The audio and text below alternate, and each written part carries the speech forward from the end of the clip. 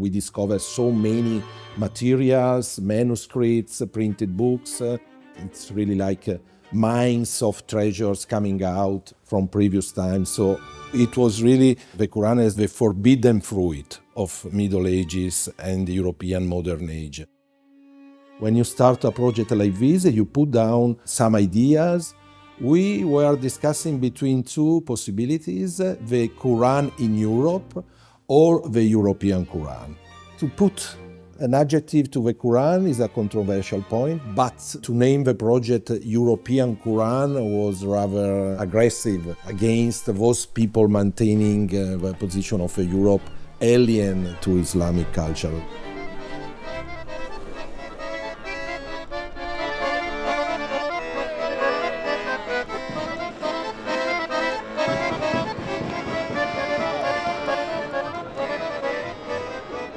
The first Quran in Arabic was printed in Italy. The first translation was in Latin. Our university in Naples, Orientale, was founded almost 300 years ago. We are the major place in Italy with scholars, teachers, young researchers, PhD programs related to Islamic world, ranging from early history, Islamic studies, politics, contemporary history. So this was a very interesting opportunity somehow to involve the study of supposed faraway cultures to the inner history of Europe. We started to work on it in 2018 with the idea why not to propose a project with a huge financial aid by European Commission to connect and put together scholars from different fields. Mercedes Garcia Renal, an expert about Iberian Peninsula, an expert in modern age Europe, Kian Loeb, a famous American medievalist, John Tolan, who has an amazing list of publications on these topics, and a scholar of Islam like me. And together to try to approach the study of these materials in many realms. We collected an amazing group of scholars coming from Muslim world, Europe, Japan, United States, North America, sharing their academic biographies, their different attitudes, their approaches. We don't have the original, but we have two copies that maintain this layout. So they maintain the Arabic Quran and then the Latin translation. Yeah, I believe these are important information, and that's ultimately what somebody who studied the Quranic manuscripts would like to get to. Yeah. Working within a team really helps because as scholars we do a lot of solitary work. So it is really good if you can put together people who work on different subjects but on the same main macro subject. We have found many manuscripts, we have described them, we have put them on the map. But I think we have achieved much more because what we are saying is that the Quran was in Europe. It's a historical phenomenon. People who are not connected with Islam as a religion were looking at the Quran and they were looking for answers to the questions they had.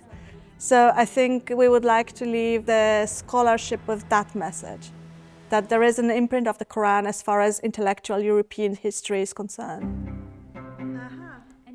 To go through commentaries, ownership notes, and to reconstruct the travels of these manuscripts. People selling them, collectors buying them, scholars reading them to understand them. It's a detective story following these important materials.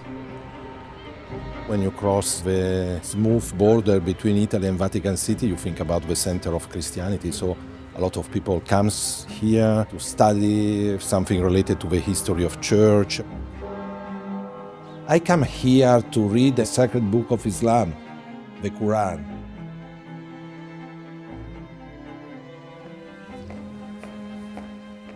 Hi. How are you? Fine.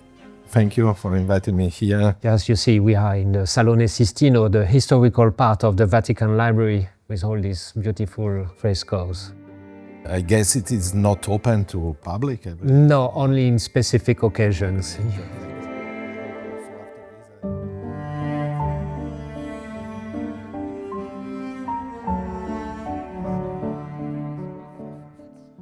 I'm looking forward to seeing this. Here we are in front of those two first translations of the Quran in Latin. The first one is from Robert of Ketton, and the second one, Mark of Toledo. Actually, Mark of Toledo's Quran was more literal, word-by-word translation instead of Ketton's. They had, from the Latin perspective, better tools to explain to Europeans what is the faith of Muslim people and what in their book is. It's a very nice calligraphy also. Yes, it's a beautiful manuscript. As a scholar, it's always a pleasure when you can be alone with an object of study. The quality of the material you can only understand having a look at it and possibly to touch, to see the paper, to see how it is preserved, how it was used. I think when you start this kind of study, you enjoy a lot of time to be closed in a library, but it is necessary today also to go out. This is something that changed through the project because of the feedback of all the presentations of the project I made in many Muslim countries. They were always very pleased by the idea, how somebody is working on the Quran in Europe. I was in Pakistan 3 years ago and now I'm going to India, which is a major Muslim Islamic country. And they were very interested in this, and I'm going to talk about a connection of the use of the Quran in diplomatic exchange in Europe and so on. This is also a sensitive point in Indian contemporary cultural scene. Political situation in India is rather complex. There is a harsh discussion about relations between the different religions and among the Hindu majority and the other minority religions. A warm welcome to the President and Vice Chancellor of the University of Naples and other individuals who are here visiting to join us on this very special occasion as we pay tribute to the founder, Sri Opijan. It's out of the ordinary departments of Islamic, Arabic studies, and probably the audience can be different, and so much stimulating different questions and answers. I would like to ask, how has Quran been discussed beyond academic spaces, like in media, politics, public debates, and how has that impacted your work on this project? When we started the project, after Vienna exhibition, France, we went to Tunis, we went also to present the project in Istanbul, and the reception in Muslim countries was always positive. But in France it was very harsh for John Toland, asking with articles, a historian or a Muslim brother? The accusation was that our research on the Quran in European culture was supported by the Muslim Brotherhood, and that the fact that the European Union was financing it was showing that the European Union was somehow influenced by the Muslim Brotherhood. We decided we have to fight back, we have to hit back. And what we did is a number of our colleagues who had worked with us in the project wrote an op-ed piece which was signed by over 100 colleagues. We wrote responses to the European Parliament. We wrote to various scientific bodies in France and elsewhere. We got articles published, and we were largely vindicated. So in the long run, fighting back works. And that's what I think we all need to do, is to fight back against the liars.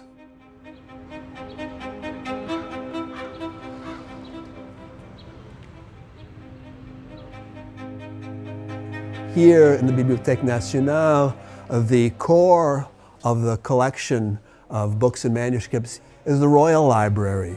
And we had kings of France hiring people to go to Constantinople, to go to other cities in the Eastern Mediterranean, to buy manuscripts, to send them back here.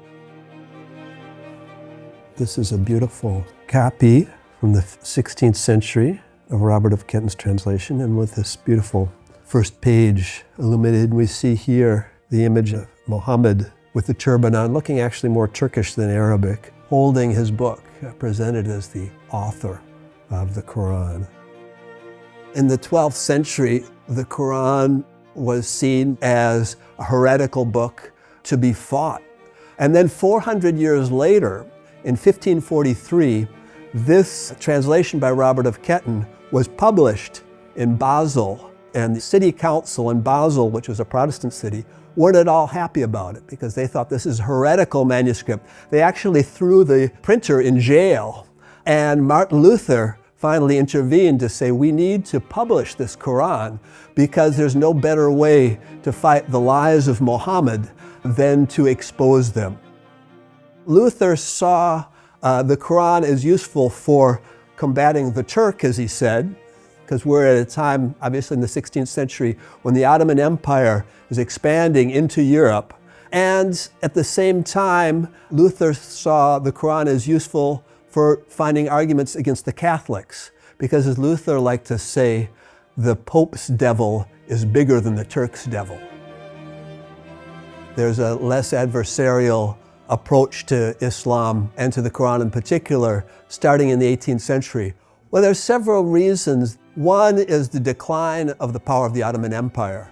A second is that we're in the middle of what we call the European Enlightenment, when authors like George Sale, like Claude-Étienne Savary, like Voltaire and others can use Islam to attack Christianity.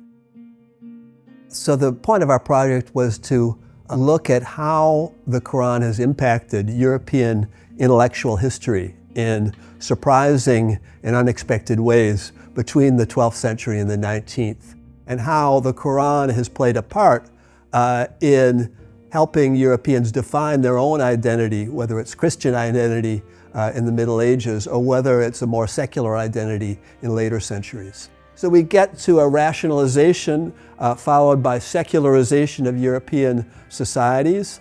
And then we get to a moment in the late 20th and now 21st centuries where we see what had been a decline of religion starting into an upsurge. And we see this rejection of the Enlightenment model, rejection of science, whether it's Darwin, whether it's climate science, or whether it's history. And those of us who bring nuance to European history are their enemies. I'm rather happy about it because you spent years going through books, manuscripts, and to have some feedback from political and social scene is always good, I think. It demonstrates that it is somehow useful what you are doing. I must say that now, after 7 years of work together, there will be material for 100 lines of research. We are very happy about what we discovered, and also the political, social impact was very exciting. We would go on looking through books and manuscripts, but you will have time. The project comes to an end after 7 years. I hope that this is also a first step, not only in scholarship, in philology, in manuscripts and in books, but also really in public culture education. You know, exciting polemics on the European scene. This is a long path that you have to walk, and it's up to you to demonstrate that some other cultures has also another role in European civilization. Somehow the show must go on. I guess also research must go on. And it's up to you, younger generations.